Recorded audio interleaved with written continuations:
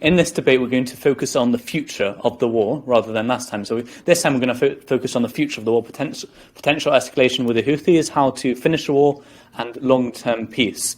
Because we've only got right now around 45 minutes, instead of asking you a lot of questions, then I'm going to ask you one question, and hopefully just that question will try and get that finished. So from where we are right now, what is a viable and realistic solution you can give, number one, for the war to end, and number two, for long-term peace? And keep in mind the Houthis and what's the two-state solution with Bibi. Destiny, can you start, and then we'll go to Cenk. Yeah, I mean, you can get very broad, you can get very specific. I think two really important things need to happen. The first thing is Hamas has to be eliminated or decapitated so that they're no longer functional in the Gaza Strip, because I think that negotiating with a group like Hamas is just not feasible, and I don't expect Israel to do it. And then I think the second thing that needs to happen is Palestinians have to be able to hold new elections. Regardless of how those might turn out, they need to elect leadership, because Israel needs somebody that they can negotiate with and somebody that can negotiate on behalf of Palestinians to start us back on some kind of road to some lasting solution or peace. Like there has to, those two things have to happen. Yeah. Okay, so just so 2 points. First of all, how is that including a two-state solution? Personally, I think that's the most likely resolution that both sides can agree to. I don't think a one-state solution is anything that Israel would ever agree to. I don't think that'll ever happen. So how's that going to happen when Bibi's in charge right now? Well, I mean, if Hamas is eliminated and if the Palestinians elect new leadership, I think that with the reduction of attacks from the Palestinians, I think that there would be a lot of mounting pressure on Israel to actually move towards a two-state solution or move towards some kind of permanent peace process. But as long as they can always point the finger at Hamas and blame them and say, like, well, look, these guys don't want peace, they just want to shoot rockets at us all day, that's going to be the number one justification that Israel can use to kind of indefinitely stave off peace plans, right? Look, October 7th is going to buy them at least a year or two in terms of never even having to think about peace plans, because they can just say, well, look at October 7, look at October 7, look at October 7. And just one last question. I apologize for taking this question for you, Cenk, because I know you would ask this. How is it possible to say just eradicate Hamas? At what point is eradication? Is it possible to even eradicate Hamas? I don't know how the military defines like a group being defunct. But I think right now, Israel, the estimate is they've eliminated 20 to 30% of fighters. I'm sure there's some percentage where once you've eliminated enough, they've effectively lost their ability to govern effectively. And I don't know what that number exactly looks like. I don't think Israel has put out that number exactly. Maybe that's 50, 60, 70%. Maybe it's just when Hamas leadership leaves, or they've been so undermined that the public wants, different elections, or whatever. I don't know if the specifics of that matter as much, but whatever that specific is, that goal has to be accomplished. Yeah. Okay, Cenk. Okay, so there's a couple of different ways to approach this. So first of all, I'm going to start with what obviously is not going to work, and then I'm going to go to things that actually will work. So first of all, this idea of eliminating Hamas, it's comical. It's comical. It's ridiculous. So they've killed 27,000 people on the way to killing 20 to 30% of Hamas, according to IDF. Now, no one believes those numbers. It's propaganda. But, okay, let's take it as true, though, okay? So about a quarter of Hamas is killed, according to IDF, and they want to eradicate it, decapitate it, kill the rest of them. So does that mean if we kill 27,000 Palestinians already, we're going to kill at least 100,000? And so maybe, as, Destiny said, maybe there's a tipping point where you kill, 55% of Hamas, and then you could say that they're done. How anyone verifies any of this is impossible to know. It's basically Netanyahu saying, yeah, I'm satisfied with how many Palestinians I've murdered. And he's never going to be satisfied. One, because of his nature, and two, because if the war ends, there's accountability, and he immediately loses power. Immediately. So he never, ever wants the war to end. As long as Netanyahu is in charge, we have no chance of ever getting to peace. Ever. He's the worst partner for peace in history. He proudly declares that he blocked a Palestinian state and will do so again. He is by far a worse partner for peace than even Hamas. He's also a bigger terrorist than Hamas. We can come back and discuss that if you like. But Hamas has hinted in an earlier time, several years ago, that they could do peace and that they could actually recognize Israel's right to exist, which of course they're going to. But anyway, that's another topic as well. So this idea of permanent war bringing peace and security is irrational. It's maximum irrational. It's never happened. It's never going to happen. And it's intended so that it doesn't happen for the political power of one man, Netanyahu. Now, it's not just one man. It's the right wing in Israel that right now it can't say anything but blood.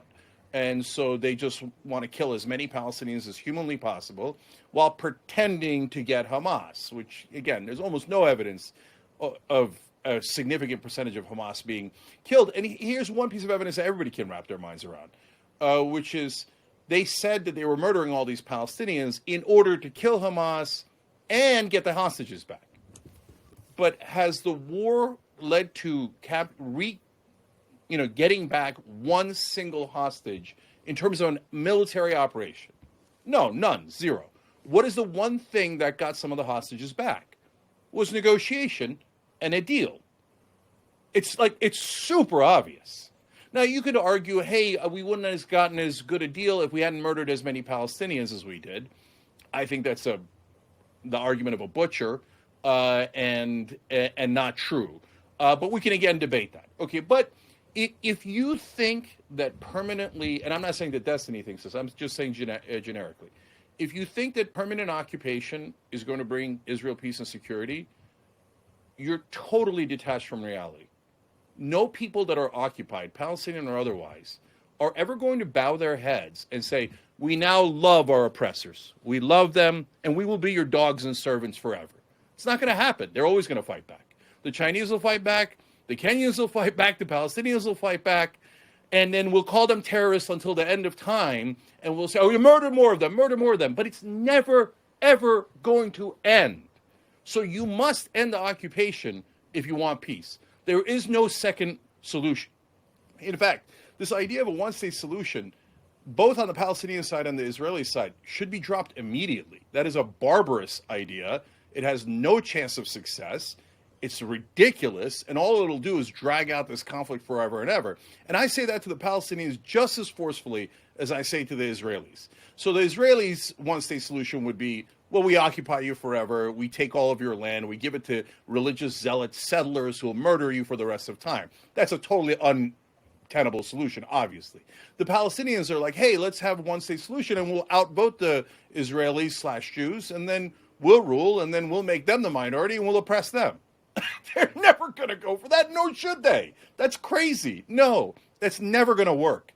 And Palestinians get really mad at me when I say right of return's a pipe dream. What, you're going to go back and get your houses in Israel?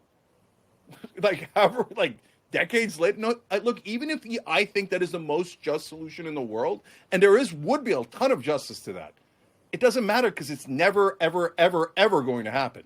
And if you hold on to that dream, it actually kills the dream that is tenable for a Palestinian state. So if you're a Palestinian and go, oh, I'm positive we're going to get a one-state solution, you're on Mars or Venus or some other galaxy.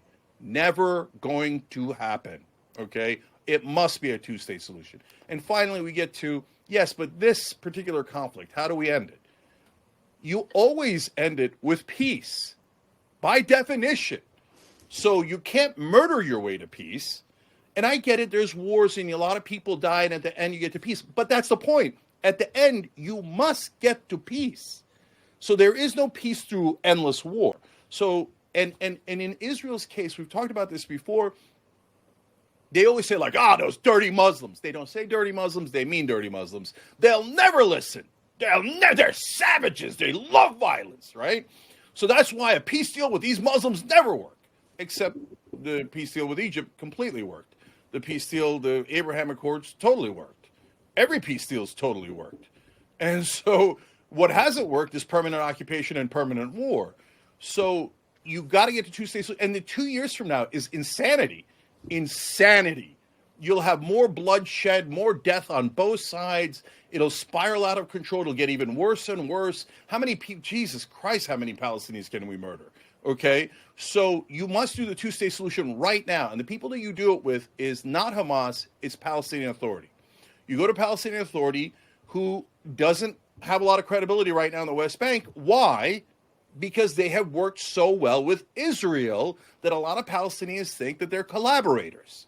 Okay, so if you say you can't even work with the Palestinian Authority, that's saying I don't want peace.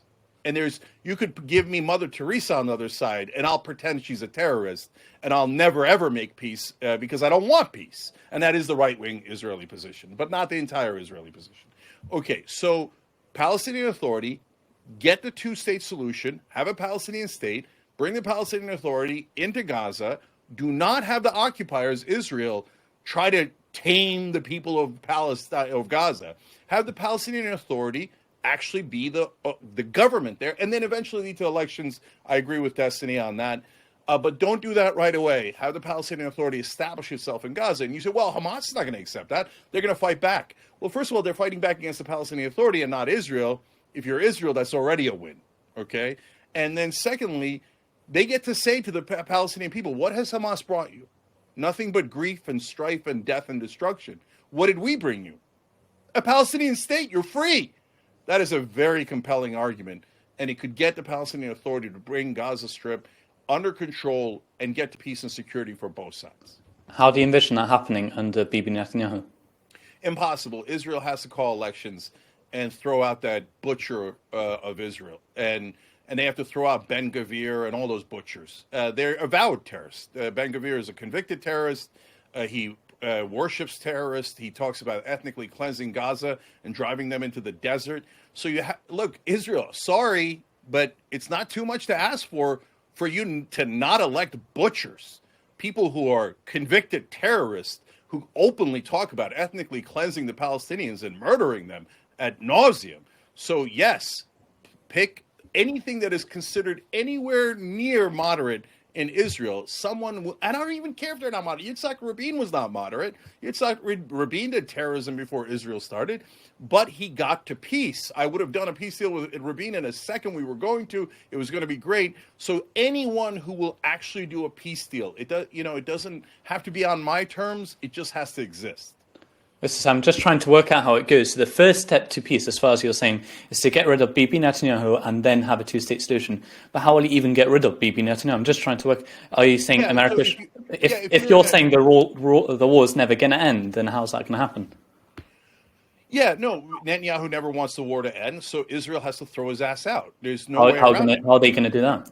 Yeah, call an election. So, look, I don't know the internal dynamics of his cabinet. Obviously, it's a parliamentary system. It's not a presidential system. If it was the American system, you don't have a choice. You have to wait till the next election if it's 3-4 years later. But in a parliamentary system, if a certain set of steps happen, you can call an election right away. So whatever those steps are, the Israeli people have to demand that the Israeli government represent them and get there. But if they don't, and they say, we just want to kill Palestinians forever, look, now you're going to get super mad if you're on the Israeli side, but don't come back and go, I can't believe they tried to kill us.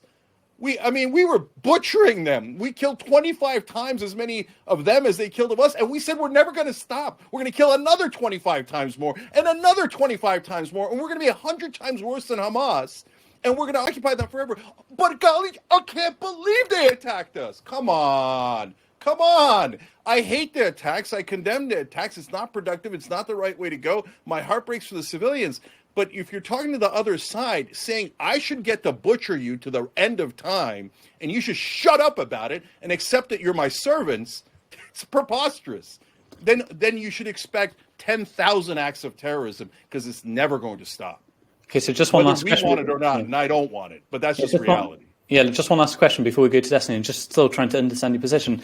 Your whole plan is reliant on getting Bibi out of office and creating a two-state solution. You're saying the way to get Bibi out of office is by his cabinet kicking him out and doing a new election. But his cabinet is supportive of the war, so I'm not sure how this is a realistic path to peace. So, look, it's on the Israeli people.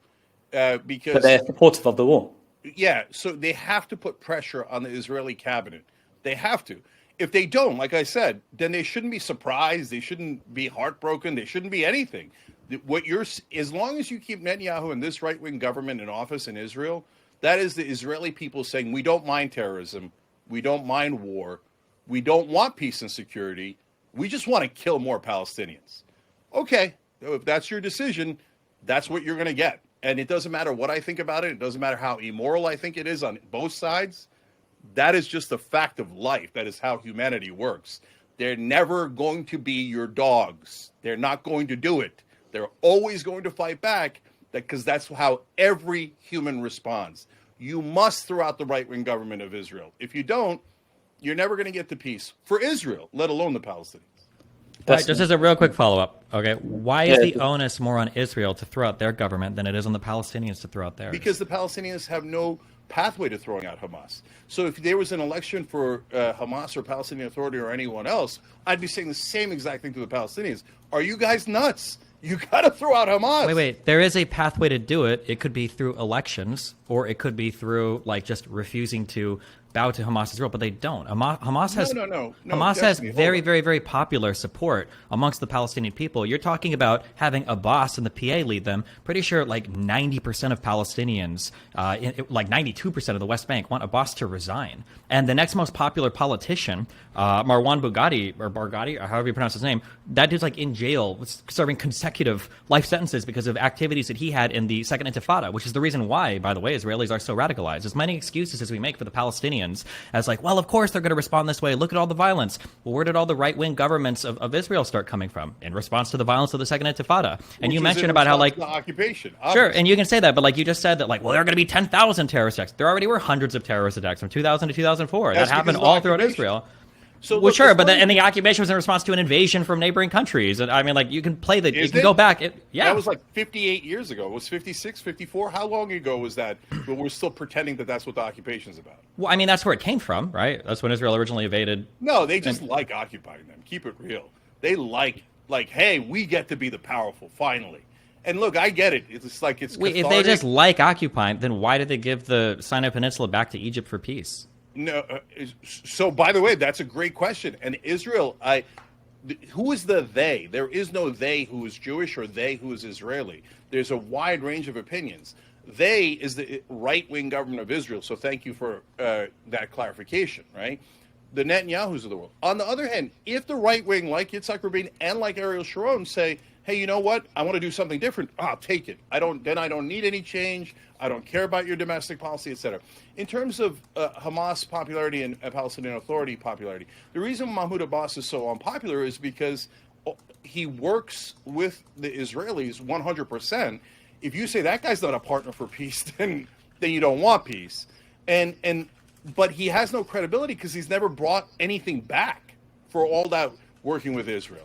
But hold on, let me finish real quick. If you were to say, yes, you were super frustrated with me because all I ever did was work with Israel, but at the end of it, ta-da, I got the Palestinian state, then, of course, not everybody, not overnight, but tons of people go, oh, okay, that was his plan, and he delivered, and now we're free. Then we love Mahmoud Abbas. Yeah, I don't think that's that's gonna. totally credible. He can't create that state without the Palestinian support. Like he can't serve as a representative, realistically, a representative of the Palestinian people if he has none of the support of the Palestinian people. If Israel were to try to negotiate with Abbas, basically as a sole human being to try to create some government, there would be massive uprisings, there would be violence against Israel's, violence against settlers, violence against IDF. This would happen. And then I think people would be on the news saying like, well, of course, why are they trying to negotiate with Abbas? This guy isn't even a leader of the Palestinians. He's literally refused to hold elections in this place for almost like 2 decades. Like, why would they even try to negotiate with this guy? He doesn't represent the Palestinians. He's just a dog of Israel. He's just a servant to the IDF, like, which is what Palestinians right now currently think of him. This idea that I like, could answer it. okay. So, look, Destiny, if you eliminate every single person as either a terrorist or a collaborator, and hence not a partner for peace, you'll have purposely eliminated every partner for peace. So conveniently, you can continue the occupation for another 56 years, pretending it's about the invasion from Jordan like 2.5 million years ago. So that is a pathway to no end, right? On the other hand, if Abbas were to get into those negotiations, you think the Palestinians would say, no, we don't want 2 states. Yes. No, let's do more terrorism because we don't like Abbas. Yes, that's what all the popularity polls. That's what all the polls show. The majority will not. And so, and here's another thing that's going to happen with Abbas. All of the Arab states are tired of this because their own populations now despise Israel and America so much that it's destabilizing their governments.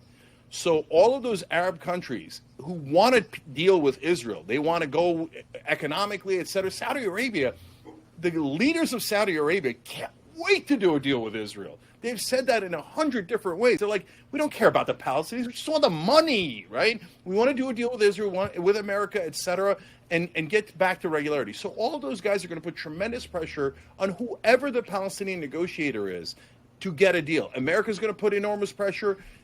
I think the Palestinian diaspora, the Muslim world is going to put a lot of pressure to get a deal on the Palestinian side. So that is your best chance. And so if you do a vote on Abbas before you start, he has no chance. If he gets them a state and gets them freedom, and then you do a vote, then he has a terrific I just chance. don't understand. You can't get a state and get freedom when you don't have a mandate from the people to negotiate on your behalf. And Abbas doesn't. So that's okay. So good. So Destiny, good question. And do we have a mandate from the Palestinians?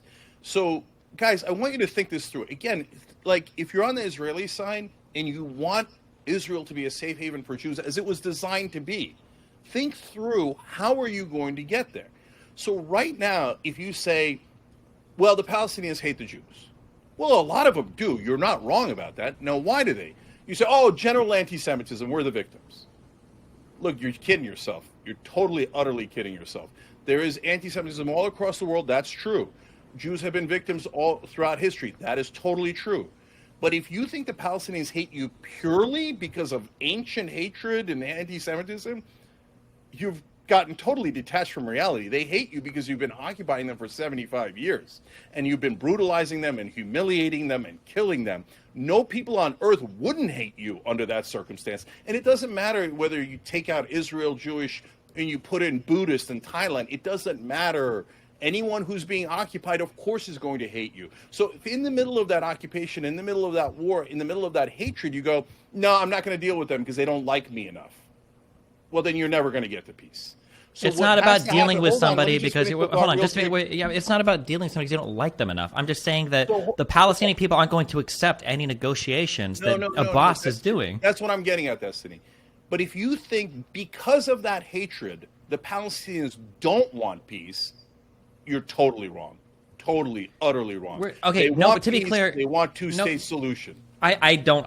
That's not supported in any of the polling data that Palestinians want a two-state solution. And when you say that people want peace, I think peace is a reductionist argument. People don't want peace. People want justice, right? If Israel were to offer Palestinians a two-state solution where all of them move into the Gaza Strip and that would cause peace, like nobody would be happy with that. They wouldn't consider that a just resolution to the issues that they face. I think that the issue is that Israel historically, I say historically, I don't even, like in the attempts to negotiate peace for the Palestinians, it feels like the people that get most support from Palestinians are radical groups like Hamas or radical actors, not people like Abbas, not the Palestinian Authority, which I think is historically unpopular with Palestinians, or Abbas, who is incredibly unpopular. And I think that issue, I don't know how you deal with it exactly, because it's a very complicated, like top-down, like religious, cultural, political, social issue that you have to deal with in terms of like bringing the Palestinians like to a calmer place. That has to happen before any kind of negotiations happen, because again, like, I mean, going back to the start of this, you can't negotiate with Hamas. Nobody would expect anybody to. That just can't happen. Your leadership can't be Hamas. And if Palestinians hold free elections and they elect more terrorist groups, well, what are you going to do? How do you negotiate with that group of people? It just doesn't. It can't happen. So, Destiny, you got it backwards. Okay, in my opinion. So let me explain. Whenever there's a conflict, war, occupation, etc., going on, the radicals will always win.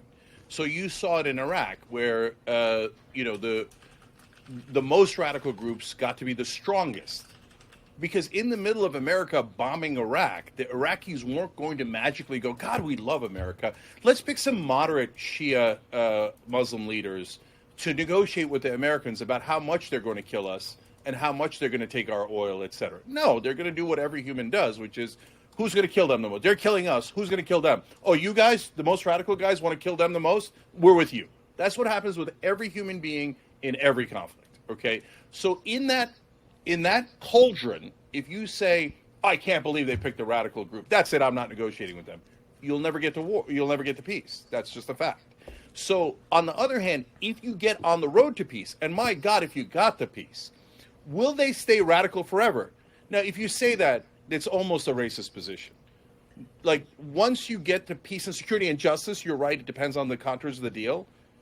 If at that point you think the Palestinians will still attack you, you're basically saying, I don't think they're like other human beings. I think they're violent savages and nothing will appease them. No, they don't have to be violent savages to be motivated to enact violence against Israel just because of the group of these people in the history that has involved like Israel and Palestine. Like the reality is for the entirety. By the way, it's totally mangled. What's so mangled? The Israelis, not Israelis, Jews and Muslims, including Palestinians, lived there for centuries. No one. I don't. So for the way that I don't care about Jews and Muslims. I don't think that's relevant here. I think what's relevant are Israelis and Palestinians. Jews and Muslims did live together, even in this very region, kind of happily. But the issue is that, by their perception, European people came in who were also Jews and then created the state of Israel. And this is where a lot of the issues come from. But I mean, I don't know how relevant that is to today. The reality is the Palestinian people that are there don't like the Israeli people that are there. I don't think that it's an anti-Semitic driven hatred for them, although that bleeds into a lot of it since now Palestinians aligned with so many anti-Semitic and extremist groups like Hezbollah or the Houthis or Iran. But I think that the only way, like, I can't think of. So here's like an idea that I have. I don't know if this is actually true or not, but my guess for why radicals always win when it comes to rising up against countries is probably because radicals don't stay in power for very long. You've got coups, you've got radicals. They, take over a government that's failing, but then eventually, inevitably, radical groups never hold power for long. Once they fail, something more stable happens for a long period of time. It's always those stable regimes that start to fail that have radicals come up that are offering something different in order to, convince the people that we should try this instead. But I don't think you can negotiate peace with radicals and then just slowly over time turn them moderate. And also, if you're an Israeli citizen, why would you ever think that would happen, given the entire history of like your two states existing next to each other has been violence? Yeah. So I'll address your questions, which I think are good ones, in a second. But Destiny, you see that you seem to be saying Mahmoud Abbas is perceived as a moderate collaborator, so we can't negotiate with him because he won't have the credibility. And Hamas is radicals, so we can't negotiate with them. It seems like you've eliminated every negotiating partner. And if you want further war and occupation, that's pretty convenient. I don't think you want that. So help me understand who you think can be a partner for the Palestinians. Something that I thought was a really cool idea that I saw floated on Twitter that supposedly Egypt, Israel, Jordan, and Saudi Arabia were talking about. I don't know if this actually amounted to anything, it was true, but it was the idea of another country stepping in and them hosting a government basically there, that Saudi Arabia would send somebody to the West Bank and they would serve as trying to create a transitional government. I think that sounds like an interesting idea, although I can see a billion ways that would go wrong, but at least it would lend some credence or some stability to a government there. But I can't even imagine how Iran would respond to that or what that would look like. Again, I can see a million ways of it going wrong, but Abbas can't be negotiated with because the Palestinian people... Cenk, I'm sorry, but at no point in human history has anybody negotiated with somebody with no mandate from the people. You just can't do it. Even Arafat himself was pressured by his thought of losing a mandate for the people for negotiating.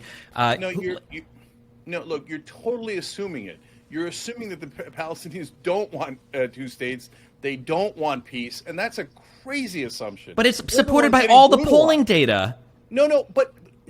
Look, wait, how do you wrestle with that? How do you wrestle with the fact that the majority of Palestinians, when polled, support? Of course. If in the middle of my family being murdered, you ask me, "Do you support the murderers?" I'm going to say no. No, I don't support the murderers. And I agree with you, but now you're just. But they've seen Israel as being the murderers for 60, 70 years, or for the entirety of them existing and then here. You say, "Hey, Cenk, look, in that unfortunate analogy, your family got butchered.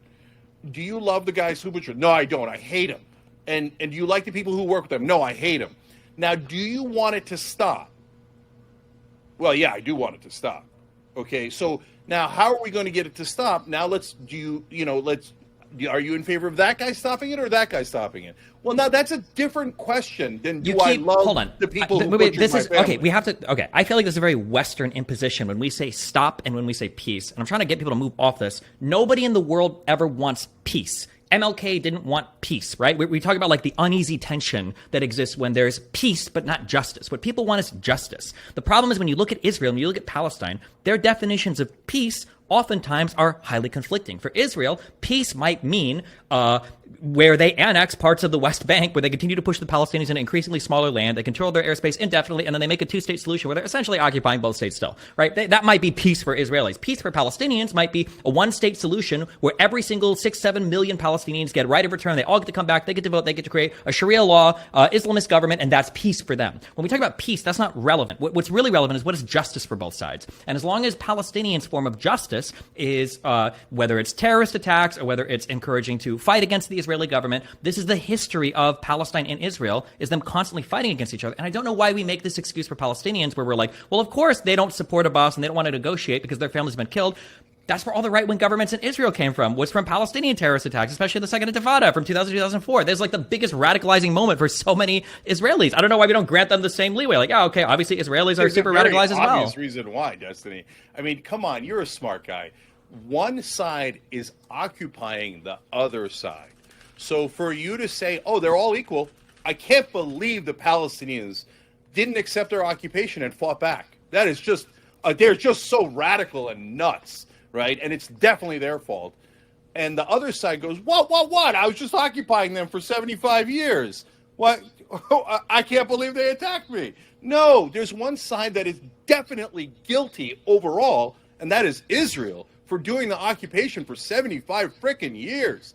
I mean, and if you don't get that the occupation is the core of the problem here, you're trying not to get it. You're trying to avoid the problem because you kind of want the occupation. And so be honest with yourself. And I'm addressing the audience, not you specifically, Destiny. So as long as the people are occupied, they are going to fight back. If you deny that, you're just on a different planet. Like, I don't disagree that the occupation is a thing that bothers a lot of Palestinians and drives them towards a more radical position. Yeah. But I think one thing you don't understand is a lot of Palestinians consider Israelis present in the Levant, in this area, to always be an occupation. For some of them, a two-state solution is an occupation still. And I think for Israelis, I think the worry is that even if you did tomorrow negotiate a two-state solution, not only would the attacks not stop, now they're going to be elevated because now they've got their own country to launch attacks from. Now when we go and attack them, now we have to declare war, and it's going to be a whole other thing. Why would Israeli citizens, what faith would they have that Palestinians would be peaceful after a negotiated two-state solution if Israel just right now acquiesced to all of their demands? So two things about that, Destiny. Number one, if you stretch that out, that means if we ever give them a state, we think they're going to attack us more, so we're never going to give them a state. And that is actually exactly what Israel's doing. So then you're permanently the bad guys. I know it breaks your heart to think of it that way, and you won't accept it. No. Occupying 5 million people and humiliating them daily and just rubbing their face, we're in charge. You don't get to be free. You're always going to serve us. But you should love it, okay? So no, the occupation is definitely the core of the problem. Now, if you say, hey, wait a minute, the Israelis want peace afterwards and justice, and if the Palestinian state then attacks Israel, okay, but then I'm 100% on Israel's side. And so then we have a completely different dynamic. But if you say, because they might attack us, even after we do peace and justice, I'm never going to give them a state, you're saying I'm going to be permanently the bad guy, permanently the occupier, permanently the oppressor. Okay, wait, I'm curious. Let's say let's say that, I mean, in a very reductionist way, kind of, let's say that Palestinians had a state, and it was a combined state of the Gaza Strip and the West Bank. Let's say that this was granted to them, a year ago. And then let's say that October 7th happens again. Would you support the current Israeli invasion into the Gaza Strip, everything else the same? The same number, 25, 35, whatever thousand deaths, 20 to 30% were Hamas militants. Would you support the same Israeli military operation to the Gaza Strip if they were their own country? So that's a really good question, and I have two answers to that. One is, I would accept it a lot more than the current situation. But it sounds like you wouldn't accept it. I don't think you would. I think you'd be making the exact same. I'm getting to that. Okay. I'm getting to the second part, right? So number one, I accept it more because, well, brother, you gave them everything they asked for. They still attacked you. I get it, right? And so that's point one. Point two is, no, even in that situation, does there come a point, Destiny, and I would flip this back to you, where you're 200-pound guy with giant muscles, and the other kid's like 80 pounds, and you've already punched them in the face 20 times. Now everybody looking around. The first time he punched you and you punched him back, people were like, totally get it. You punched him back twice, 4 times, people were like, okay, I still get it. He started the fight. On the 20th time, you're like, please, brother, okay, you were right. You were right to attack them because they attacked you. But stop hitting him in the face. You're going to kill him. Don't. This is getting grotesque. So is there a point where it gets to be too much? Of course, it would be under any situation where you've got a war between two countries, right? Okay, but like nobody supports that, right? No, that what? That at some point that the country that was attacked has counterattacked so badly that you say, I enough. don't evaluate conflicts and counterattacked so badly or number of people killed. I'm thinking of like mission objectives, which I think is how every single commander everywhere in the history of all of warfare thinks of warfare. It's not just by number of deaths or whatever. It's by military objective, which is, in this case, it's decapitating what they consider to be a terrorist government or a terrorist group. But you know that's impossible, right? It's not impossible. I don't think so. No, of course not. You think they're going to kill enough Hamas members? And at this rate, that means minimum like 55,000 dead Palestinians. We don't know 100% how many. I mean, now that the ground invasion has started, I mean, the civilian deaths have slowed down quite a bit. Or the no, they haven't. I should say 150 Palestinians today. It's 150 every day. Yeah, it's better than 700 to 1,000 a day in the early conflict. Like the deaths were way higher under the airstrikes. You can look, you can plot, you can see all the deaths per day. There are still Palestinians dying every day, but the numbers have fallen off quite a bit compared to when the invasion started. But I don't think, with what you said, and I know you're saying you might support the invasion, although it sounds like you're going to a lot of reasons why you wouldn't support the invasion. I don't think so. I don't think anybody supports. By an independent country, of course they get the counterattack. Of course. No, it's not just a counterattack. You keep trying to make this sound like it's a tit for tat. That's not how this works. Like, Israel wants to be a secure country. If you're getting attacked by somebody, you have a military objective afterwards. Their military objective is to not get attacked by them anymore. It's not like, well, you killed 1,200 of our people. We're going to go do it October 8th into your territory and kill 1,200 of your people. That's not how it works. That's not how it ever works. So, Destiny, we got attacked on 9/11. We then attacked Afghanistan for 20 years. We attacked Iraq, which had nothing to do with it. And we killed and killed and killed and killed. And did we accomplish our objective? 20 years later, people were like, no, I can't believe we left Afghanistan. We didn't accomplish the objective. Because if you like war, you're never going to accomplish the objective. To be precise on that, I think we did accomplish a righteous objective, which was essentially the decapitation of al-Qaeda. I think we did a really good job of that. The problem was that we had other missions that were stupid. One was the deposing of Saddam Hussein, and then the other two were the nation-building adventures that we went on in Afghanistan and Iraq. I think that those 3 things were not good, and I didn't see a good justification for them. But I think that eliminating al-Qaeda in Afghanistan, I thought that was a good thing to do. I think. Absolutely. But did we actually target al-Qaeda? Now we're going to get too deep into that, but real quick, no, Rumsfeld turned down a U.S. general's. Wait a second. I think it's probably worth just moving on to the Houthis. Just talking about that, just quickly addressing that. By the way, just apologies, the Wi-Fi and electricity all just turned off in my building, so I had to quickly rush over elsewhere. And all the lights. That's okay. But look, I gotta ask Destiny a question. Okay, quickly, then we'll move on to the Houthis. Yeah. So when you talk about accomplishing objectives, and you say it's just slaughter Hamas, and we'll kind of know when we slaughtered them enough, but in the meanwhile we're just slaughtering innocent Palestinians. But I'm good with it because we're accomplishing a military objective. I really want to ask you: are you like 150? Largely innocent, meaning like the great majority of them, even according to the IDF, are innocent civilians. 150 of them, even in the reduced rate, die every day. To me, that breaks my... And Destiny, if 150 Israelis were dying every single day, and we're like, no, Palestinians didn't accomplish their objective. They still don't have a two-state solution. Kill another 150 Israelis. Kill another 150 Israelis. Kill another 150 Israelis. I don't think you'd be good with it. I don't think America would be good with it. I don't think absolutely anybody right. would be good with it. I'm not good with it. It's horrible. 150 Palestinians. So I don't know where this not really human thing comes out from. I don't know if you actually do have some anti-Semitism bleeding out of the... I don't know why you keep bringing that up. I don't think anybody's arguing for the anti-humanness of Palestinians. This is a very real geopolitical conflict that doesn't need... I do care if they die. Hamas doesn't care if they die. And Hamas is the owner of the region, and Hamas is the one conducting warfare. I don't know why we're so critical of the defending country here when Hamas is the one that Hamas has popular support of the Palestinians.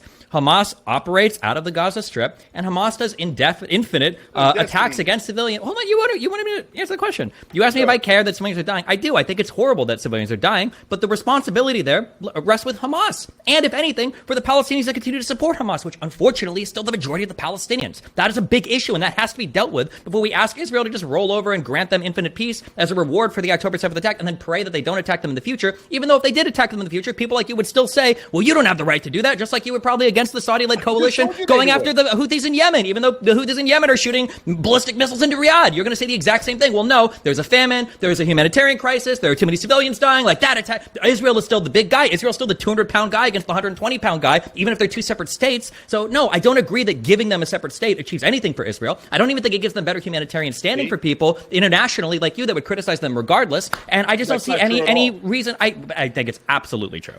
But why the hell would I criticize Israel after they make a peace deal and they have two states? Well, that doesn't even make any sense. You would criticize them for this same counterattack if Hamas continued to attack them from the Palestinian state. No, I said you could do a counterattack, but there comes a point where you've murdered enough. So wait, so counterattacks are just measured? Is a counterattack just measured in human life then? If they kill 1,000 of my citizens, I go kill 1,000 of theirs. Is that the point of a counterattack? No, your point is endless war, and you just admitted. I didn't say endless war. You want endless war. You're saying because if you kill attack anyway, because they're savages, right? No, how many are you going to murder, Destiny? However many it takes to complete the mission. Daily. You were asking. That's a fact. I'm in favor of no Israelis dying. None. Zero. You're in favor of 150 Palestinians being murdered every single day because you didn't accomplish your totally impossible objective of decapitating Hamas. Cenk, when you see the IDF in Gaza right now, do you not see them as what they're trying to do, which is trying to wipe out Hamas? Or do you think they're just trying to kill Palestinians for no reason? No, I think they're trying to punish, collective punishment of the Palestinians. I think they're barely trying to get Hamas. They've barely been in the tunnels. They've rescued no hostages. They've murdered hostages. Wait, hold on. How can you say Palestinians wantonly on tape with your own eyes, and then you tell us, oh, golly gee, they meant to shoot someone else, but they just accidentally murdered 27,000 Palestinians. They are the best military in the world, but they always miss. And, oh, there goes another civilian. Boy, they were really trying not to kill them. Come on. Again, if you're an Israeli supporter, right-wing Israeli supporter, you believe that with all your heart. I get it. But the rest of the world doesn't believe that. Nobody. Hold on. The rest of the first of all, if Israel was trying to just kill civilians, a 2 or 4 to 1 ratio of civilian to fighter death for civilian to Hamas militant death in a highly urban environment completely betrays that entire analysis. If they were trying to just kill civilians, they're doing the worst job of any invading power in a highly urban environment ever. Why wouldn't they have killed 100,000 or 500,000 civilians? If they really wanted to just kill as many civilians as possible, why have they only killed 20? What, has it even gotten to 30,000 yet? Why have they killed so few? Oh, it hasn't even been 30,000. Can you imagine if we said about Israelis? They didn't even kill 30,000 Israelis. They only killed 1,200 Israelis. What's the big deal? Because that is what Israel's doing. They killed 1,200 Palestinians. Why have they only killed? Why have they killed so few? Why have they killed so few? Now it takes a whole week to kill 1,200 Palestinians, but no one cares. First of all, dead Palestinians are irrelevant to the West because that's why I make the point about non-human. No, that's not true. Dead Palestinians killed, you would be livid. But when Palestinians being killed, you just genuinely don't. No, Cenk, I think that's not the point Destiny's trying to make. What he's trying to say is, why, if Israel really were just trying to kill Palestinians and they were just about collective punishment, couldn't they kill so many more people? Yeah. So that's an easy talking point. Yes, there's a difference between genocide and Holocaust. If anyone says Israel's trying to do a Holocaust where they're trying to kill every single Palestinian, that is obviously not true, right? If they wanted to kill every Palestinian, they could, obviously, right? So then the question is, yes, but are they targeting Palestinians, which is the definition of genocide, and killing them in a disproportionate way? Yes, obviously. You said the whole point of what they're doing is trying to kill Palestinians. No. Okay, so let's be super clear. So do they have an ostensible objective? I mean, they never go in the tunnels. They barely ever kill Hamas. They never rescue hostages. What do you mean barely kill Hamas? 20 to 30% of that so far been attributed to Hamas fighters. How is that barely killing them? Yeah, they've never shown any, anyway, I don't want to get They've never shown any what? They've shown tons of video footage of tons of different things, but okay, all right. So, but even by their own admission, they kill 2/3 civilians. And that is the best case scenario. Which isn't bad, given that it's highly urban warfare. Those ratios are about what you'd expect them to be.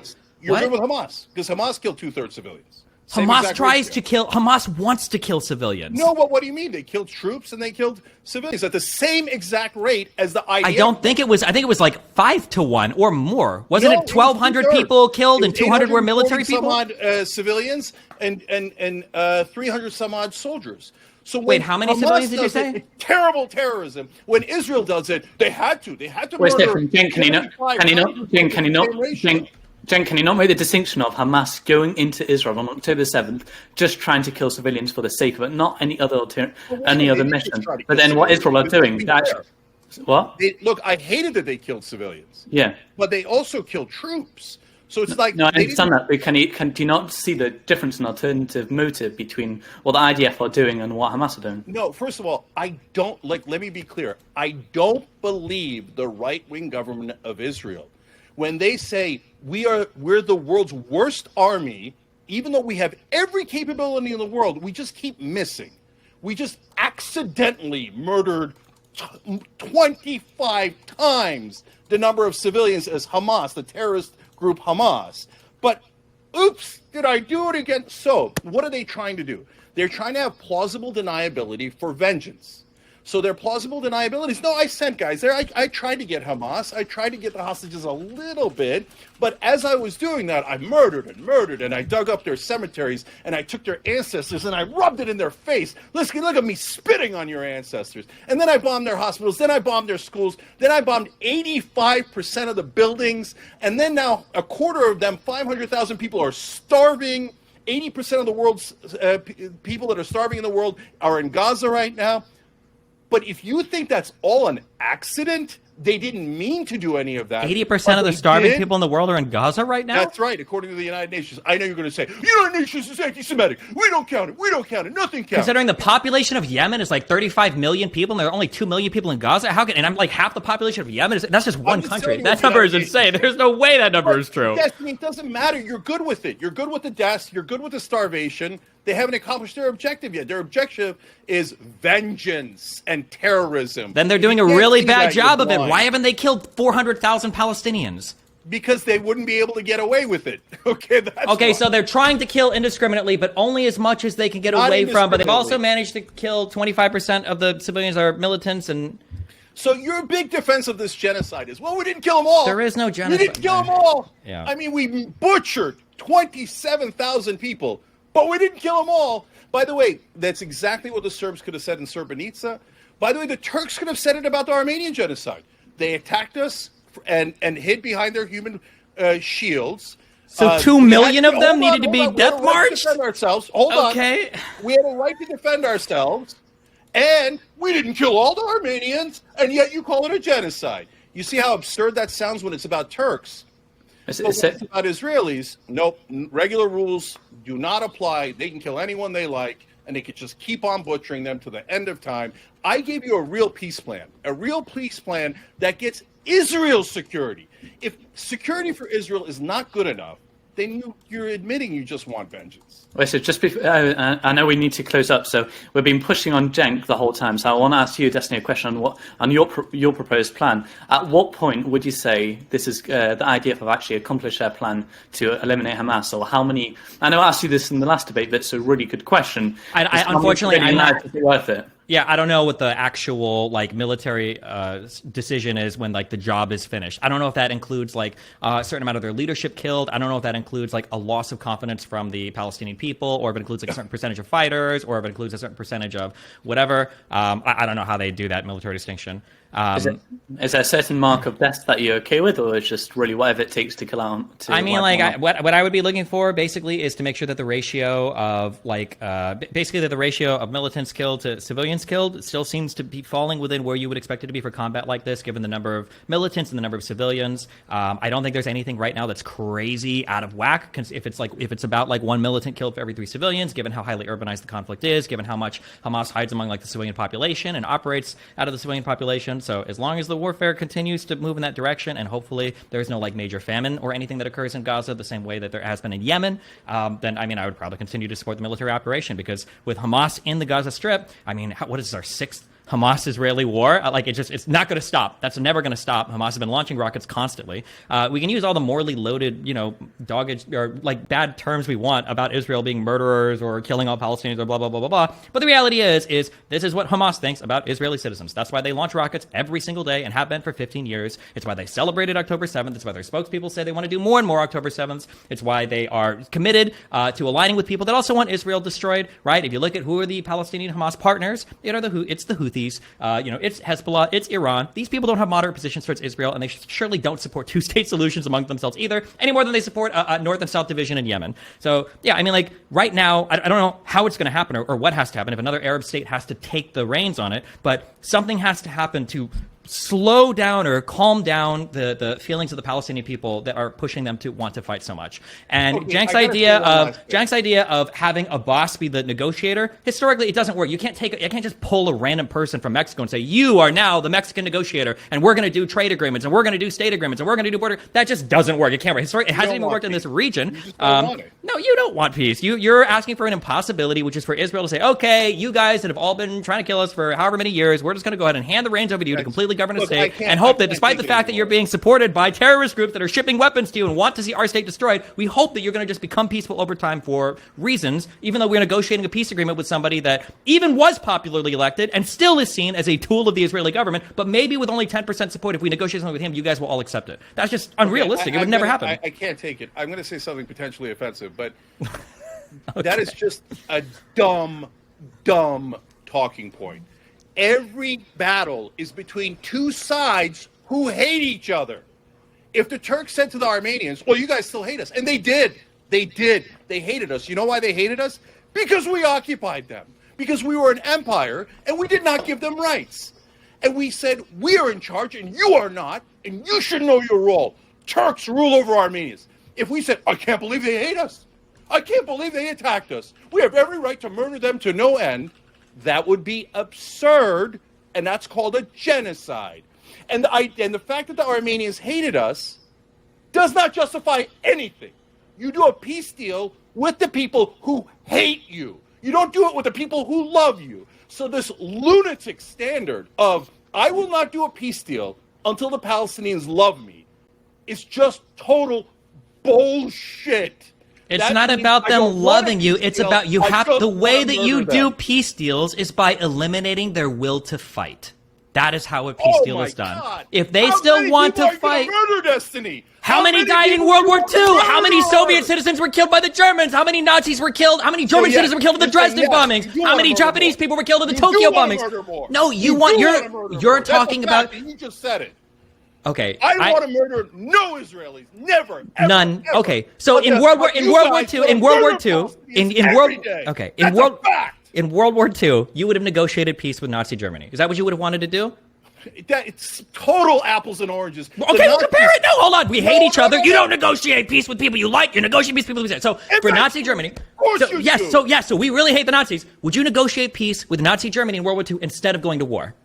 So, Destiny, this is your favorite stupid analogy. Sorry. I'm going to ask the exact. Call it down. It's okay. Ask it down. Go ahead, do it. So I'm going to ask the same question when you finish your rant, though. I'm going to ask you, would you negotiate peace with Nazi Germany? Go ahead. So, the Nazis were in the middle. Of murdering 6 million Jews and 13 million innocent people, let alone the millions that died in the war. So, if in the middle of their murder, somebody said, hey, let's give them what they want, that would have been dumb. So, but right after October 7th? You asked the question and I'm answering it. But when the Germans stopped fighting back, okay, and you could say, hey, I want Hamas. And the difference between Hamas and the Nazis is that the Nazis had a massive army. So when they fought, they killed thousands and thousands and eventually millions, right? The Palestinians have peace shooters. So they're like, oh, well, technically one came over. Okay, nobody got hurt and we have Iron Dome. But good enough, I want to just keep going. No, you get to peace at some point. But you don't do it while the Nazis are butchering people. That is a legitimate war to protect those people. So you have now, October 7th happened months and months ago. And every day you've been killing thousands and thousands or hundreds and hundreds of Palestinians. And you say, not enough, not enough, not enough, not enough. Kill more, kill more, kill more. You're the guilty one. So once Normandy happens and the Germans are like, okay, shoot, we don't know if these forces are going to push on us. Maybe it's going to. You're comparing Palestinians to Germans. The Palestinians have no power. The Nazis had tremendous power. It doesn't matter. I'm talking about negotiating peace with an enemy. Would you negotiate peace with Nazi Germany rather than going to war and killing potentially millions more? Destiny, do you know that? No, we didn't. No, we didn't. Their leader killed himself. We bombed their cities into a non-existence. We completely destroyed half the country. That's not even counting what we did to Japan. We destroyed the enemy's will to fight. They surrendered unconditionally. You know what we did after that, Destiny? After the unconditional surrender, yes. After. Hold on. Let me explain. After. You know what we did after that? We did, as a world, we did the concept of war crimes so that both sides would stop murdering their civilians so grossly. The Nazis murdered all those civilians, and let's be honest, America murdered tons of civilians in Japan and in Germany, etc. And at the end of that, we looked around and said, that was awful. We don't want that to happen again. We're going to come up with the idea of concept of war crimes and make sure that you're targeting troops and not civilians. Now, after all the progress we made on that, after we defeated the Nazis, after we set up a decent, at best, just system, now you guys go, yeah, war crimes, who cares? Let's go back to the bad old days where we murder each other's civilians to no end. But by the way, I'm not a terrorist. I want to kill all their civilians, but I'm not a terrorist. Nobody is talking about killing all their civilians. Also, I'm pretty sure Geneva Conventions. This was after this Geneva Convention. Geneva Convention was after World War I, not World War II. Okay, so we already had laws governing conflict, and we still killed a whole lot of civilians. Also, secondly, again, my point stands. How did we achieve peace after World War II? It was with a lot of cooperation, after massive invasions, after destroying the enemy's will to fight, and then followed by decades and decades of occupation. So, one last example to address that. The Mongols came into Baghdad and killed 800,000 people back in the 1200s, killed every man, woman, and child. And they could have just said, well, look, man, I can't negotiate with these guys until I'm done, until I feel safe. So I killed every man, woman, and child. Now I feel safe. Now we can negotiate. I would much prefer to negotiate in the middle if you have someone that is not the equivalent of Nazis who are in the middle of killing 13 million innocent people. Yes, no, so I was just looking at the time, and you're running around 10 minutes late. Do you want to finish now, or do you want to just finish the segment? I know you wanted to say something about the Houthis, so go ahead and ask about the Houthis. Okay, so maybe we should just do this quickly. So, how should America respond to the Houthis? That was really it. So, Cenk, you go, and then we'll go to Destiny. So I understand what the Houthis are doing, and what they're basically doing is they're a toll road in the Red Sea, and in order to go around, it costs 10% more to those ships. Wow, I'm so worried about the 10% more. And so should we protect our own ships? Of course, we have to protect our own ships. So, you do a missile strike from where the missiles came from that attacked your ships, fair. But for God's sake, get out of there. Get out of there. I don't want a wider regional war.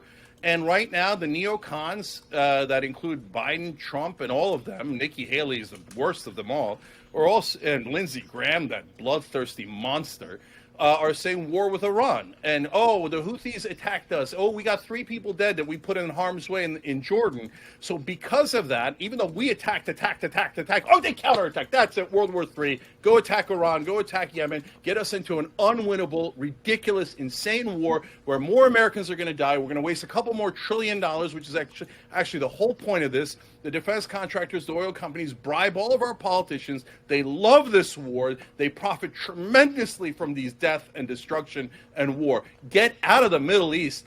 Peace, 2-state solution, end the occupation, and get the hell out. Destiny? You can't attack and close international shipping lanes because you're not happy about another conflict that's unrelated to you. That should absolutely be enforced with the full brunt of every military option we have available to us. If you're attacking or trying to close international shipping lanes, then yeah, your stuff is going to get blown up. I think that's a totally reasonable response. If the United States should be doing anything internationally, it should be guaranteeing free passage through shipping lanes. It's like one of the only noble, righteous missions we could possibly have when it comes to conducting international warfare. I don't agree with noble. It's all about money. In fact, they call this Operation Prosperity Guardian. So they're pretty brazen about it. This is all about capitalism. Yeah, I agree. It is a lot about money, and poor people that can't afford things like food or water or other goods or services are the ones that are probably hurt the most when these types of shipping things get contravened, right? The cost of shipping containers is exploding across Europe, who already were feeling crunches from energy pressure and energy prices. Like, it's not like rich people are necessarily being hurt as much by increased cost of goods and services. It's probably going to be poor people that get hurt the most, is what I would imagine. But yeah, at the end of the day, it's about, yes, it is about money. But I mean, that's a really, I mean, at the end of the day, being homeless is about money and capitalism, I guess, right? If they had more money and more capitalism, maybe they would not be homeless. But I mean, that's a really weird reductionist way to say it. Like, any starving person's problem is they don't have enough capitalism in their life. Like, it's a weird thing, right? So look, I got no leg to stand out because I called one of your arguments dumb earlier. But every argument you say is reductionist. No, it literally costs 10% more to sail around Africa. So we're saying we're going to go kill those Houthis, and I get it. Like I said, you could do a counterstrike. It's logical, but we're going to go kill them and maybe get into a wider war because not America, but corporations have to pay 10% more. So we see, you think at every opportunity, America Wait, hold on. If corporations have to pay 10% more, who's ultimately paying more at the end of the day? I know. The beloved corporations must be protected because of poor people. What is the corporate? No, if your profit margin as a corporation is 10%, and now your cost is 10% more, you don't make any money. You have to. The consumer is going to pay the cost. That's how all inflation costs work, right? We can get into an inflation and cost debate. During inflation, the companies jacked up their prices. No, I said this is. I don't bragged about how they didn't need to actually do it, but they found out that they could pay the price, so they jacked it. So look, you want to defend capitalism by killing people, I get it. But hey, do you agree that the Houthis, what they're doing, we might hate it and we might counterstrike, but it's very logical. They're trying to help their brothers in Palestine. They're the only ones that are helping, and they're saying, okay, we're going to put a 10% tax on you guys. They're not trying to help their brothers in Palestine. Their own citizens are experiencing unprecedented famines, what might end up being the worst famine in the last century. A real famine, not the one that you guys talk about happening in Gaza all the time, but an actual one where hundreds of thousands of people are starving to death, where when you look up pictures, like if you Google, like, pictures starving Gaza children, you see children in okay clothes with dirty faces standing in lines for food. And when you look up pictures of starving Yemeni children, you see babies with bloated stomachs and corpses, okay? Yemen is having a real famine where hundreds of thousands of people are either starving. I think 40% of their children have stunted growth. They don't have access to food or water. UN missions are having to be cut off because the Houthi are literally commandeering supplies for warfare. So, no, I don't think that the Houthis' mission right now should be to blow up international shipping containers, to screw over the whole rest of the world to help their brothers in Palestine. They probably are doing it because they get weapons and training from Hezbollah and from Iran, and those people are invested in the mission in Israel, so they kind of got a way to suck Yemen into it as well, which I think is immoral and bad. Horrible. Cenk, I just want to ask you a point on the Houthis. So, just aside from the actual tax points, do you think every time America's intimidated like this, America should back away and say, okay, we'll do another route and we'll pay 10% more? No, I hate that kind of thinking. That kind of thinking is what gets us into endless wars. Oh, you were trying to intimidate me. You know what I did? I murdered more of your people. Then you murdered more of my people. Then I murdered more of your people. And round we go. Oh, I'm going to be tougher and bigger, and I'm going to intimidate you back by killing you more. No, that's, just to be clear, that mentality is what has stopped wars worldwide. That's why NATO and the United States being the big bad bully guy, that's why major powers generally don't go to war anymore, with the exception right now of Russia and Ukraine. And that's also, funnily enough, the history of Israel too. Them being a big bad bully is what finally got all the other countries around them, as you said, to acquiesce and sign peace deals with them. So that seems to be the way to go, is making yourself small and vulnerable and accepting terrorist attacks over and over again and getting, blown up with the guys. That's called appeasement. We've tried that. It doesn't work. It never works. Usually the way that you make it work is to be the bigger bully and to say, hey, listen, if you do some shit, you're going to get slapped. That's how it usually works. Okay, look, guys, last things here. I'm in favor of balance so that because if you go to logical extremes and you go, hey, the minute there's a hostility, appeasement, I give in everything you want. Of course, that's a terrible strategy, right? And if you say, oh, there was conflict, then I'm going to ramp it up and ramp it up and ramp it up, that's endless war. That's obviously dumb.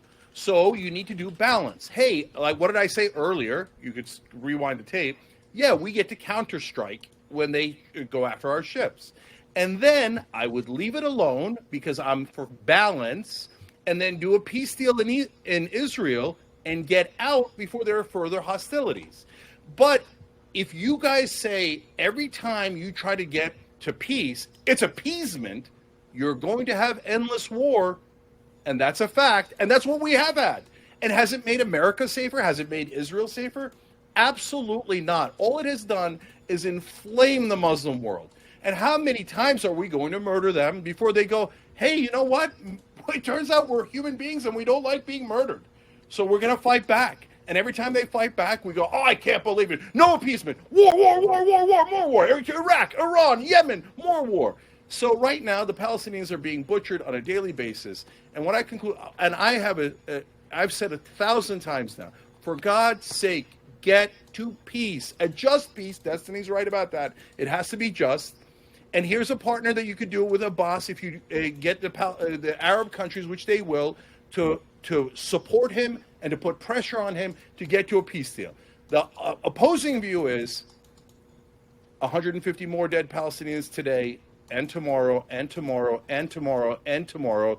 And then maybe a couple of months from now, after thousands of more innocent civilians are dead, thousands and thousands, maybe Netanyahu will judge that he has eradicated Hamas and out of the goodness of his heart, stop killing Palestinians because he accomplished a military objective. Do you guys hear yourself? Do you get that is, no one thinks that's going to happen. And every day that more Palestinians die, my heart breaks. But I just don't see that in America from others. So I look, right at this point, I basically turned my whole campaign into a fight for peace and justice. No more war, no more occupation, no more money to Israel. As long as they continue to do that, they are not our ally. They have gotten us into tons of conflicts on their behalf because they wanted more land. This is the worst ally in the world. They never listen to us. And if they don't end the war and the occupation, we should send them absolutely no money. And look, I'm in this crazy long shot thing to at least send a message to Washington. Enough. If you say no, today is not enough, it's appeasement. Let's keep killing Palestinians.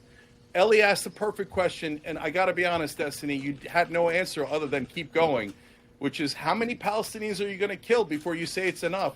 And you have no answer. So your answer is endless death for Palestinians, but I can't believe they're fighting back.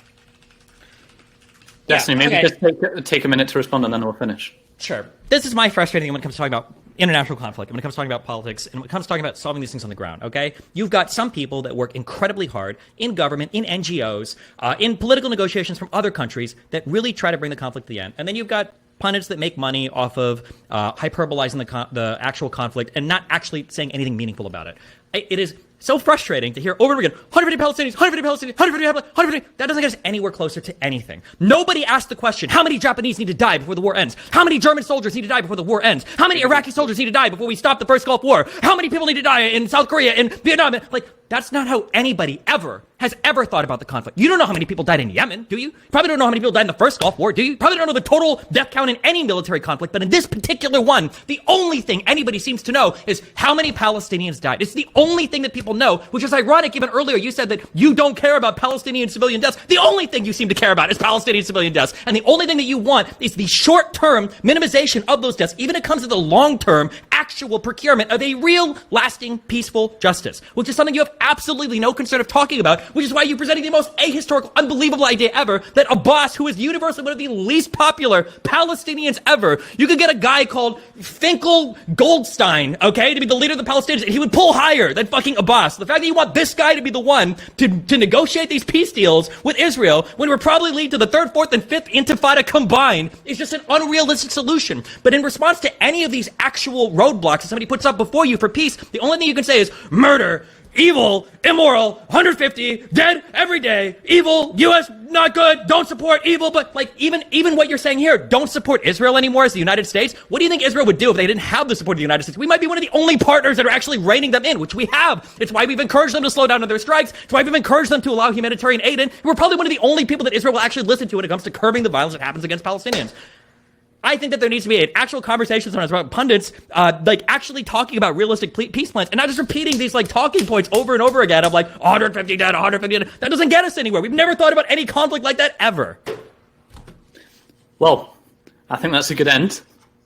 Thank you both. Thank you, Cenk, and thank you, Destiny. Yeah, thanks for having me. Thank you, guys. I appreciate it. I know it got heated. I look. For the partisans on both sides, they're going to hear what they wanted to hear. I think for the people in the middle, we made ourselves clear.